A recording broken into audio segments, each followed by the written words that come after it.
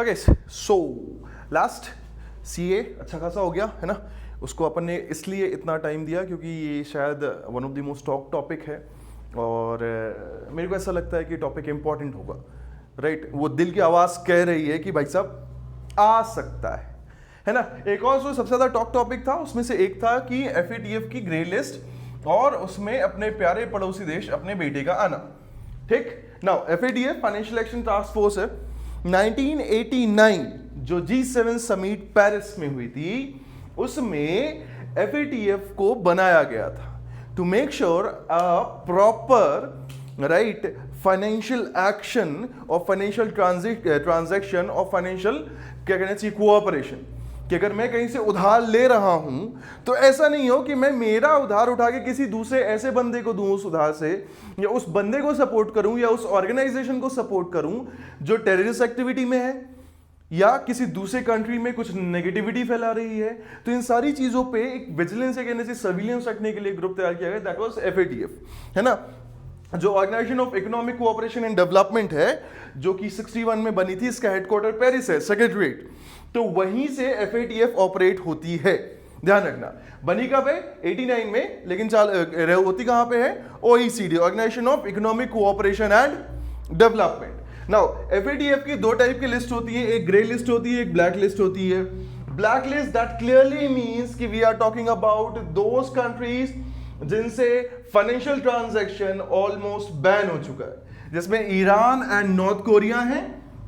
Pakistan starting from June 2018 right, हमारे India में attack करने के बाद से लेके तब से अब तक, राइट। ये तो अपना टॉपिक जो है अक्टूबर का है या नवंबर का है जब ये लिस्ट में आई थी, और उसमें भी ग्रे लिस्ट में था। और अगली जो समिट होने वाली थी, जो अगली मीटिंग होने वाली थी, राइट, वो मीटिंग फरवरी 2020 में थी, और तब ये डिसाइड करना था कि पाकिस्तान FATF की ग्रे लिस्ट में रहेगा या ग्रे लिस्ट से अलग हो जाएगा, या उसके ऊपर जो भी बाउंडेशंस हैं, जो बैन्स है फाइनेंशियल पर्टिकुलर ट्रांजैक्शन में, वो और तगड़े हो जाएंगे और वो ब्लैक लिस्ट में चला जाएगा। लेकिन फेब 2020 में उसे स्टिल अभी भी ग्रे लिस्ट में ही रखा गया है।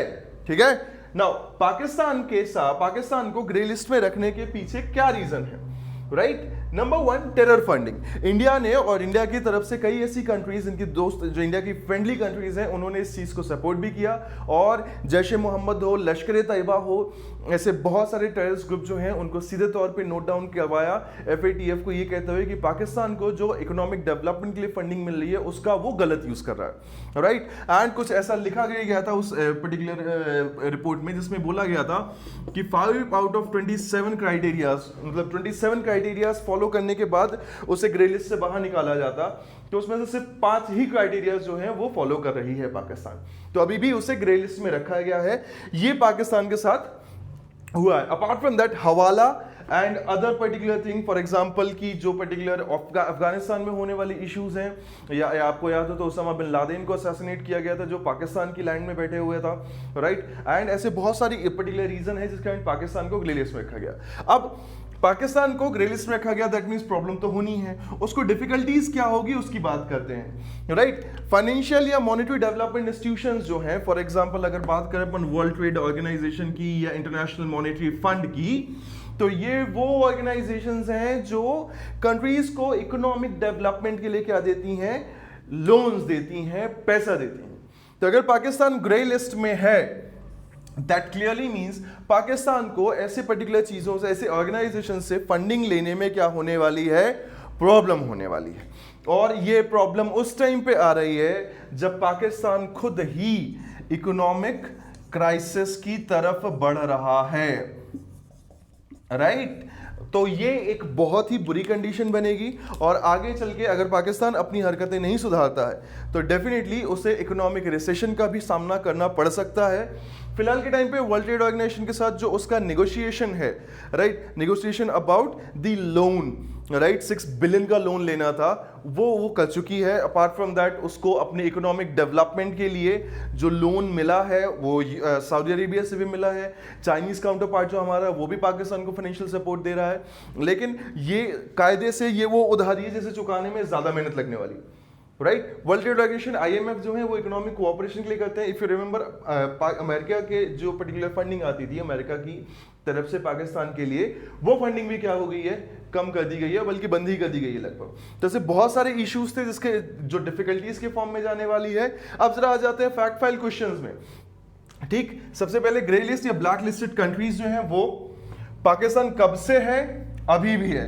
ठीक, कब बना FATF, काम क्या है, कोई खास वो नहीं है। अगर कोई ऐसा क्वेश्चन आता है जो स्टेटमेंट बेस्ड है तब ठीक है, नहीं तो वो नहीं।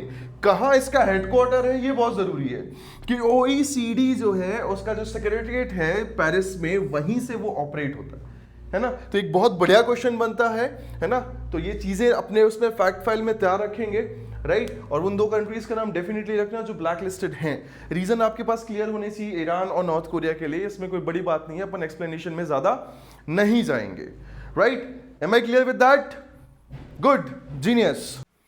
Okay, so last we discussed that was FATF grey list और पाकिस्तान को उसके साथ क्या प्रॉब्लम, क्या डिफिकल्टी, क्यों है, ये सारी चीजें। Now we are into another topic, है ना, काफी कंट्रोवर्शियल और काफी ज्यादा लंबा, है ना। News media website, right wing, left wing, secular wing, ये विंग, वो विंग, बहुत सारी चीजें, है ना। हम इन सबसे परे होके ये समझने की कोशिश करते हैं कि वर्डिक्ट का मतलब क्या है, वर्डिक्ट के बाद चीजें जो होने वाली हैं उसका मतलब क्या है, और उसके पहले एग्जैक्ट कहानी क्या हुई। Yes, we are talking about Ayodhya verdict, right. Okay, जरा से कहानी समझने की कोशिश करते हैं। The story started from 1528 when one of the commander of Babur, right, the guy वो जिसको तुम कह सकते हो मुगल्स को स्टार्ट करना, मुगल्स को स्टेबल करने का काम चालू किया था, उसका एक कमांडर था मीर बाकी, राइट, मीर बाकी, ये क्यू आता है, that is Urdu pronunciation, and he built a mosaic near Ayodhya, right, and उसको उसने नाम दे दिया बाबरी मस्जिद। ठीक, 1528 से 1853-54, राइट, ऑलमोस्ट क्या कहना चाहिए, काफी 200-300 साल निकल गए अपने बीच में। एक तो उस टाइम का कोई प्रॉपर रिकॉर्ड अपने पास नहीं था, because India was into that phase जिसको तुम कह सकते हो कि पूरी तरह क्योटिक था, राइट। मुगल्स का खत्म होना, रीजनल स्टेट्स का राइज होना, रिलीजियस पर्टिकुलर जो मूवमेंट थे उनका एक्सट्रीम में आना, सिखिज्म वगैरह का, यूरोपियंस का हर जगह पे पहुंच जाना, हर जगह पे उनको इंडियन स्टेट्स को डिस्टर्ब करना, तो एक प्रॉपर जो पर्टिकुलर रिकॉर्ड था वो नहीं था। The very first time Britishers has the records that 1853-54 was the very first years जब अयोध्या की साइट पे दो कम्युनल रिलीजियस ग्रुप जो थे वो लड़ बैठे। सो फर्स्ट रिकॉर्डेड वायलेंस 53-54 में था। 59 में after 1858 government of India act जो था, जब Indian administration, British Indian administration directly British crown के अंडर था, तब उस पर्टिकुलर साइट के आसपास फेंसिंग लगा दी गई और फेंसिंग लगा के ये बताया गया कि ये एक डिस्प्यूटेड तरीके से लैंड वो की गई है, राइट। इस बीच में 1859 से लेके 1949-50 दीज आर द इयर्स जब इंडियन कॉन्स्टिट्यूशन बन रहा है। तो इस बीच में बहुत सारी छोटी छोटी इवेंट्स हुई। फॉर एग्जांपल एक पर्टिकुलर इवेंट ऐसा भी रिकॉर्ड किया गया जब किसी ने जाके चुपके से वहां पे एक छोटी सी मूर्ति रख दी और कह दिया रामलला का जन्म हुआ है ना। और कभी कुछ छोटे मोटा दूसरा वायलेंस, कभी किसी ने कुछ कर दिया किसी पार्टी ने, कभी किसी पार्टी ने कुछ कर दिया। 4950 में जब वो एक्सट्रीम में पहुंचा, कोर्ट में पहुंचा, तब गवर्नमेंट ऑफ इंडिया की तरफ से उसे एक डिस्प्यूटेड साइट जो है वो डिक्लेयर कर दिया गया, है ना। उसके बाद से लेके 1854 तक वहां पे छुटपुट बैठकें, छुटपुट वायलेंस, छुटपुट क्या कहना चाहिए तू तड़ाके जैसी कंडीशन जो होती है वो कंटिन्यू बनी रही। 1984 इफ यू रिमेंबर, यहाँ पे थोड़ा सा रिलीजियस पर्टिकुलर जो एक्सट्रीमिज्म है वो इंडिया में डोमिनेट करना स्टार्ट कर चुका था। तो this was the very first time जब वहां पे एक छोटी सी मंदिर बना दी गई, राइट, हिंदू साइड की तरफ से, और हिंदुज्म की तरफ से वहां छोटी मंदिर बनाई गई और उस मंदिर के अगेंस्ट प्रोटेस्ट करने के लिए 86 में एक मुस्लिम कम्युनिटी बना दी गई और मुस्लिम कम्युनिटी उस पर्टिकुलर कंस्ट्रक्शन के अगेंस्ट क्या कर रही थी, प्रोटेस्ट करती जा रही थी, राइट। 1989 में विश्व हिंदू परिषद VHP ने वहां पे राम टेम्पल का फाउंडेशन स्टोन रखा, वहां का फाउंडेशन डाला। इन्होंने पूरे देश से अलग अलग जगहों से ईंटें दूसरी चीजें बना के राम मंदिर बनाने का संकल्प लिया, राइट। एंड उसके बाद से चीजें अब क्रिटिकल फेज में जाना चालू हो गई। To complete the demand of Ram Lala का मंदिर, the temple of Ram Lala, VHP and other right wing parties including Bharatiya Janata party, इन्होंने क्या किया, इन्होंने पूरे देश में अलग अलग तरीके से मीटिंग्स की, अलग अलग तरीके से बैठक किया। पैरेलली जो मुस्लिम साइड थी वो भी यही काम कर रही थी, है ना। By the time of 1990 Lal Krishna Advani led an rath yatra from Somnath Gujarat to Ayodhya. ये रथ यात्रा कंटिन्यू थी अंटिल ये बिहार पहुंचे और बिहार में उस टाइम के चीफ मिनिस्टर लालू यादव ने इनको अरेस्ट करवा दिया। 1990 से 92 के बीच में छुटपुट जो वायलेंस की घटनाएं थी वो कंटिन्यू थी। यूपी में बीजेपी सरकार बन चुकी थी और एट दी एंड 1992 में बहुत सारे कार सेवक जो थे वो अयोध्या पहुंचते हैं और दिसंबर में बाबरी मस्जिद जो है वो डिमोलिश कर दी जाती है, तोड़ दी जाती है। ठीक, पूरे देश में दंगे चालू हो जाते हैं, इमरजेंसी लाइक सिचुएशन हो जाती है, कर्फ्यूज लग जाते हैं, हिंदू मुस्लिम वायलेंस होते हैं और बहुत सारी चीजें होती हैं। गवर्नमेंट ऑफ इंडिया को तेजी से एक्ट करना पड़ता है और with in 10 days right Libran commission जो है वो बनाया गया। दिस कमीशन वाज कंस्टिट्यूटेड, बनाया गया इस चीज के लिए कि आपको विद इन 3 मंथ अयोध्या पे पूरा का पूरा रिसर्च करके, अयोध्या के इंसिडेंट पे पूरा रिसर्च करके उसकी रिपोर्ट देनी है। And this was the one man commission, इसमें सिर्फ सर लिब्रान थे। ठीक, और वो 3 महीने की पर्टिकुलर जो कमीशन थी उसको 48 एक्सटेंशंस मिले, राइट और ये बनता है longest running commission in the history of independent India.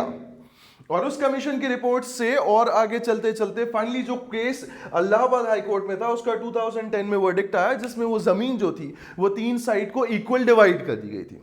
जनता खुश नहीं थी, पार्टीज खुश नहीं थी, उन्होंने वो case next year supreme court में पहुंचा दिया। 2011 से 2017 तक हियरिंग हुई, कोई वो नहीं निकल रहा था। 2017 से 2019 तक आ गए, हमें कोई भी पर्टिकुलर उसका वो नहीं मिला था। तो at the end Supreme Court decided in 2019 August for day to day hearing और after long August September October November they finally came into a final decision और उन्होंने वर्डिक्ट दिया। Now what was verdict, all you know. मैं ज्यादा verdict के बारे में बात नहीं करूंगा क्योंकि लीगल करंट अफेयर्स का पार्ट है, वो अपने दूसरा भाई ले लेगा, है ना। इन्होंने जो वर्डिक्ट दिए उसमें सिंपल सी भाषा में जो लैंड था वो हिंदू साइड को दे दी गई और जो थर्ड पार्टी थी उसको सीधे तौर पे अलग कर दिया गया और सुन्नी वक्फ बोर्ड को अलग से सेपरेट 5 एकड़ लैंड जो है वो देने की बात की, so that they can create a मस्जिद अ मुज़ाक।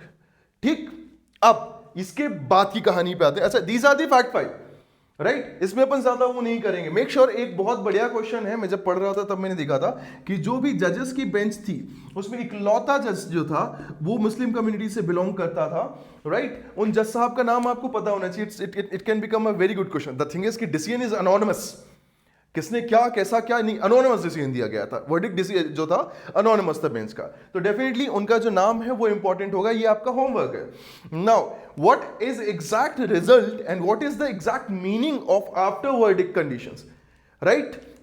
पहली बात समझते हैं, जब 2010 में इलाहाबाद हाई कोर्ट का फैसला आना था तब भी पूरे देश में कर्फ्यू लगाया गया था। मैं उस टाइम कॉलेज गया हुआ था, तब भी जीरो वायलेंस था, अभी भी जीरो वायलेंस था। एट दी एंड हमें यह समझ में आता है कि दोनों पार्टीज जो हैं, राइट, वर्डिक्ट से ज्यादा पीस की तरफ जाना चाहती हैं, राइट। यहां पे कोई वायलेंस नहीं है, यहां पे कोई वो नहीं है। आई गेस हम उस मॉडर्न सोसाइटी में पहुंच गए हैं जिसमें हमें सिर्फ पीस दिखता है। हम अपनी जुडिशरी की हर जगह पे क्या करते हैं, रिस्पेक्ट करते हैं। चाहे वो बाबा राम रहीम को लटकाने की बात हो, चाहे आशाराम को हो, चाहे दूसरी चीजों को हो, चाहे ये वर्डिक्ट हो, राइट। एंड दे शोज कि हाँ कि अपना कम्युनिटी ज्यादा पीसफुल है।